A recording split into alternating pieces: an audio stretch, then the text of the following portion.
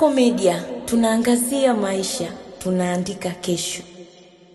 Jeshi la polisi mkoa wa Kaskazini Pemba linachunguza tukio la vifo vya watoto wawili wa kike ambao ni mapacha wenye umri wa miaka 11 baada ya miili yao kupatikana akiwa ananing'inia kutoka katika kamba iliyofungwa juu ya mti. Tukio la kujinyonga kwa watoto hao limetokea tarehe 17/2025 majira saa 4:30 asubuhi huko katika kijiji cha Kwale Mpona, shehia ya Finya, wilaya Wete, mkoa wa Kaskazini Pemba. Marehemu hao walikuwa ni wanafunzi wa darasa la 5 katika shule ya msingi Kizimbani Wete. Tukio la kujinyonga kwa watoto hao liligunduliwa na Sada Mohamed Omari ambaye ni mama mzazi wa watoto hao baada ya kuanza kuwatafuta na kufanikiwa kuona miili hiyo ikiwa inaning'inia juu ya mti umbali wa mita 100 kutoka nyumbani kwao. Miili ya marehemu hao imefanywa uchunguzi na daktari wa hospitali ya wilaya Wete iliyopo Kinyasini na kisha kukabidhiwa kwa ndugu zao kwa ajili ya taratibu za mazishi, ambapo uchunguzi wa awali unaonyesha kuwa sababu za tukio hilo ni kukataa kufanya kazi za ndani walizoamrishwa na mama ya mzazi na kuamua kukimbilia nje na kwenda kusikojulikana, ndipo miili yao ilipatikana akiwa wameshajinyonga. Nikusihi mtazamaji wa Kasako Media,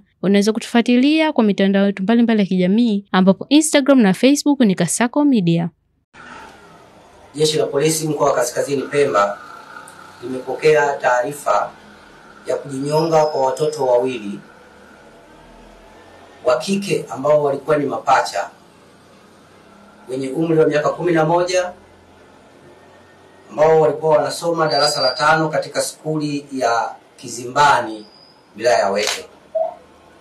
Tukio hilo la kujinyonga la watoto tumelipokea jana tarehe 17 mwezi wa 11 mwaka 2025 saa 4:30 asubuhi, ambalo lilitokea huko katika kijiji cha Kwale Mpona katika shehia ya Finya, wilaya ya Wete, mkoa wa Kaskazini Pemba.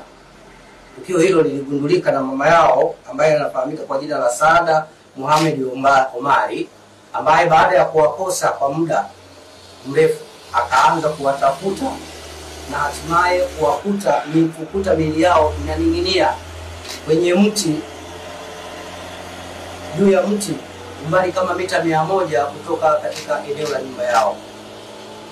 Miili yao imefanywa uchunguzi na daktari zamana wa hospitali ya wilaya ya Wete iliyoko Kinyasini, na wamekabidhiwa ndugu wa marehemu kwa ajili ya taratibu zingine za maziko.